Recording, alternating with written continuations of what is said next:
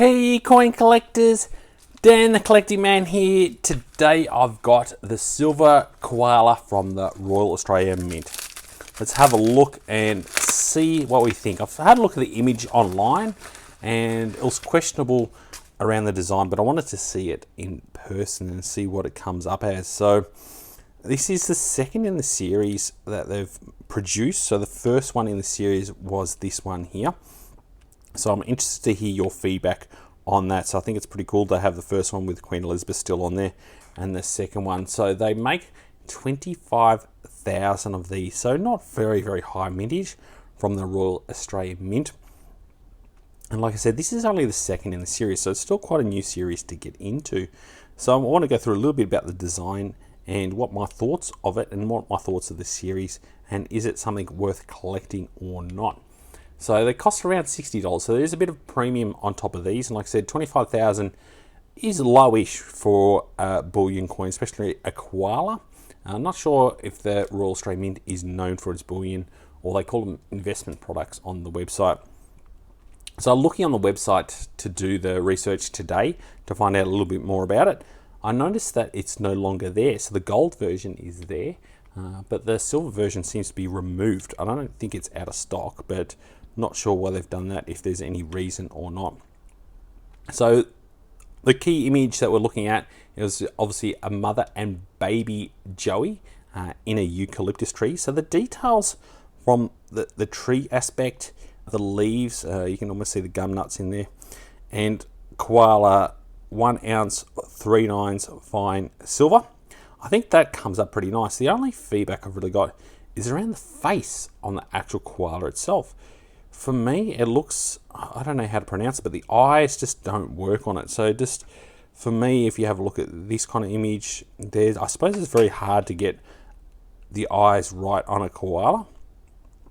But I kind of, when I first saw the picture and seeing it like this, it's kind of like if I asked my kids to draw a picture of koala, that's a kind of, I don't know, if they did a really good picture, that's kind of what it come up with. There's just something wrong with the eyes there.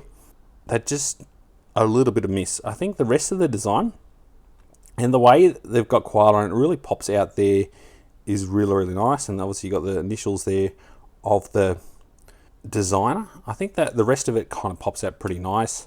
And the obverse here is pretty cool. So very similar to what they've done last time. So the way they get the finish is pretty cool there, but and the way they've got the koala, it's kind of a little bit different to what they've done last time. So here they've got the writing down there. So it'll be interesting to know how long this series will continue, if it's something they're going to keep going on. They've only ever done one kangaroo in the series, so this is the second koala, so I'm sure there'll be a second. And you can still buy the kangaroo. I think they've got high mintage numbers compared to that one. So like I said, I think it'll be something unique to get. I'm only going to be personally getting one, because I don't know if they're going to retain the premium. And often I've seen with some of the products out of the Royal Mint, they often do start a series, then stop it, or miss a year and things like that. So I'm not too confident on that, but it's always cool to get something a bit unique and different. I'll compare it to the Perth Mint's products. So a little bit different. I like the way they've done the writing there.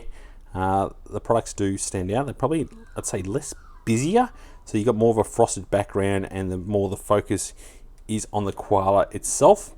And you can see the effigy here. I mean, it's the same effigy, but the writing, well, that's very, very similar. The frosting and the finishes comes up very, very similar. Only the difference here is we've got 2025 on this side, where this one will have 2025 or 2024, because we haven't seen the 2025 one yet come up on this side. I've also got another Perth Mint one that came out in 2023, another mother and baby. So this one, I think the eyes and all that kind of work a little bit better from my personal perspective, but everyone has their own style and taste.